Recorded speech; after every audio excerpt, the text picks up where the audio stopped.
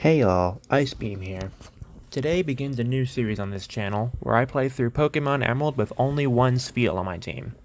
I've been playing Pokemon for 8 years now, and I've already done a few other similar challenges like this, such as Platinum with a Munchlax, Fire Red with an Oddish, and even Heart Gold with a Pichu.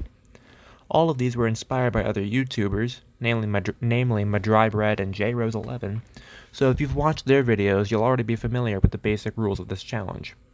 I can only use Spheal in combat. I'll need other Pokemon to use HMs, but I won't be allowed to use them in battle.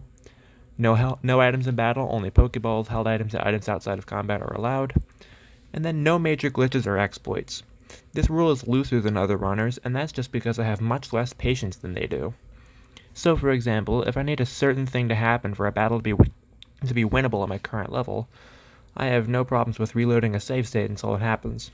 This rule spawned from spending literal hours against Jasmine in my Pichu run, even with 4 times speed on my emulator, so I'm doing this just to preserve my own sanity. This challenge is just meant to be a fun new way to experience the game and learn some new things along the adventure. Now that that's out of the way, let's take a look at exactly who we'll be dealing with. Spheal is a water and ice type with the ability Thick Fat, meaning that it takes super effective damage from rock, fighting, electric, and grass moves, and not very effective damage from water, fire, and ice moves. You may notice that 3 of its 4 weaknesses are the first 3 gym types in the game, rock, fighting, and electric in that order. That'll be interesting to deal with, to say the least. Next up we have Spheal's stats, which are actually quite decent for a first stage Pokemon, with its most defining feature being its glacial base 25 speed, meaning that I'll probably be going second for a lot of the game unless I'm super overleveled, and thus will have to take a hit or two in order to get anything done. However, thanks to having base 70 HP and 50 in both defenses, stomaching hits probably won't be too big of an issue. I can also hit somewhat hard off of a base 55 special attack, but base 40 physical attack leaves something to be desired.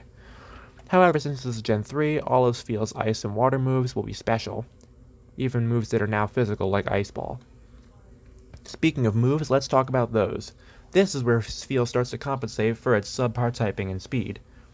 It starts with both Powder Snow and Water Gun, both of which get stabbed, as well as getting Body Slam at level 19, which provides good coverage, albeit off of its lower attack, and solid moves in Ice Beam, Surf, Earthquake, and Rock Tomb via TM.